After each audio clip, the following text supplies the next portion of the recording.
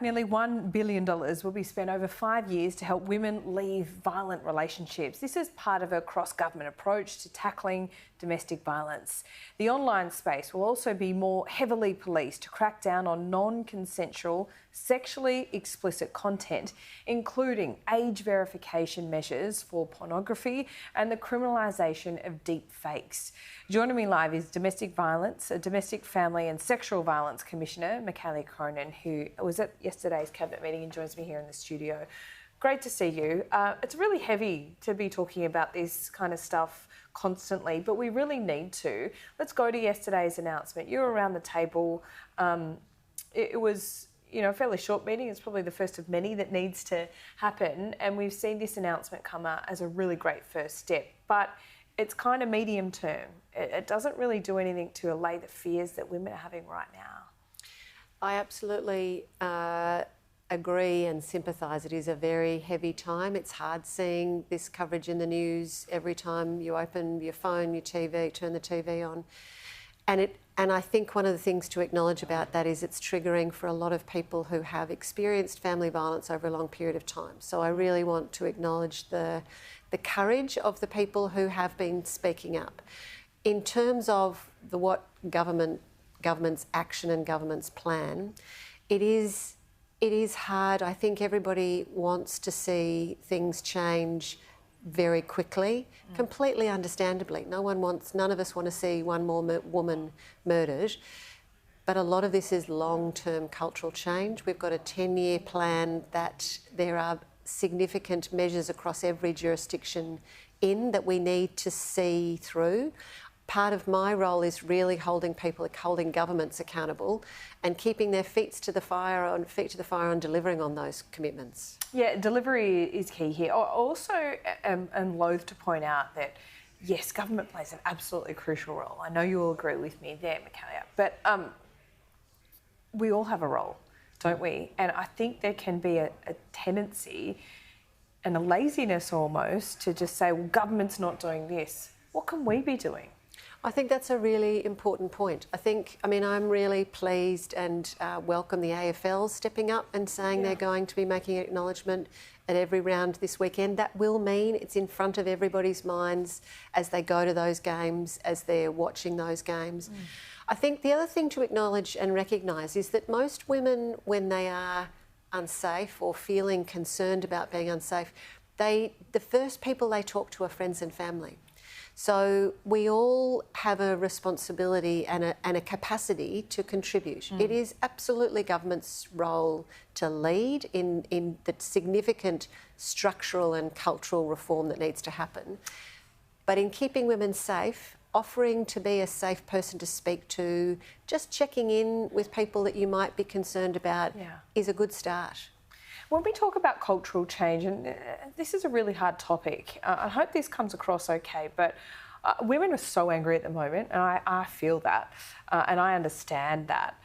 But what I fear is that there is a further isolationist approach. I'm not sure whether that's the right word, but men feel like, and this is about women, but it's about men in many aspects as well. Men feel like they can't say or do anything that's right at the moment. There are generational differences in attitudes and how we grew up and our different experience that we all come to this in a different way. What is your advice on that front? Speaking to the men in our lives, but acknowledging that there are men who have been part of the solution, and that is so critical. It's absolutely critical, and we need more men to be part of the solution going forward. And I think we absolutely need to be having those conversations. And they overwhelmingly are, aren't they? Absolutely. Yeah. Absolutely. Most men don't use violence. There are very many good men who want to contribute, and I think are often nervous about how to speak up. I think one of the things I think is a really good strategy around that is men talking to other men. I think we've got some really good things like Man Cave going in and talking to boys in schools, what Movember do in terms of getting men to talk about health issues that they don't really like talking about. We've got to start young, getting men and boys to talk about how they feel about things in a way that we haven't historically been very good at, and we need to welcome them into the conversation. And to be quite frank, there's a real identity issue here.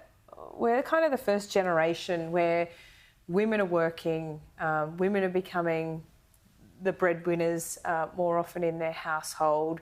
There's a change in that household dynamic, isn't it? So I think that's quite unsettling for some people, and how to navigate that. I mean, I don't have the answers here, but perhaps they're good things just to discuss and acknowledge and get out in the open.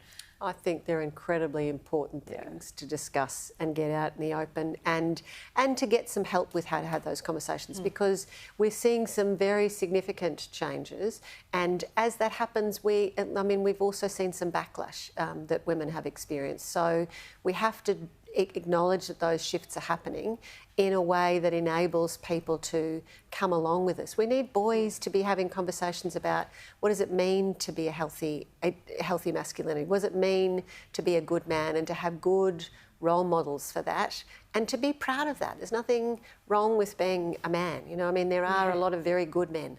Yeah, absolutely. And I'm glad you said that.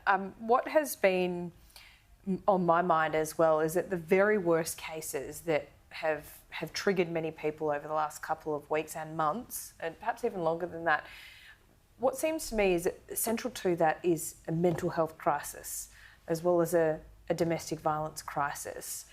I don't think that's being talked about enough. Now, your remit is huge, so I don't want to pile more onto you, but there's something in that, isn't there? There's something the government needs to look at. I mean, I think the health portfolio at a federal level is so big, and the state and federal have different responsibilities, that I think there needs to be a standalone mental health minister in cabinet going forward, because this is, you know, almost it's not a modern issue, but it's become a modern issue because we're more than well aware of it now.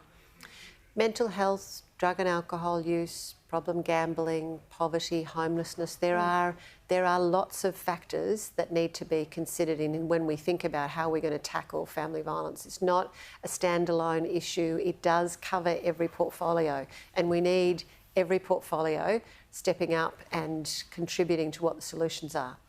Thanks so much for your time. It's really good to see you, and this is going to be part of an ongoing conversation, so we thank you for having it with us. Thank you very much. Thanks, Micaela.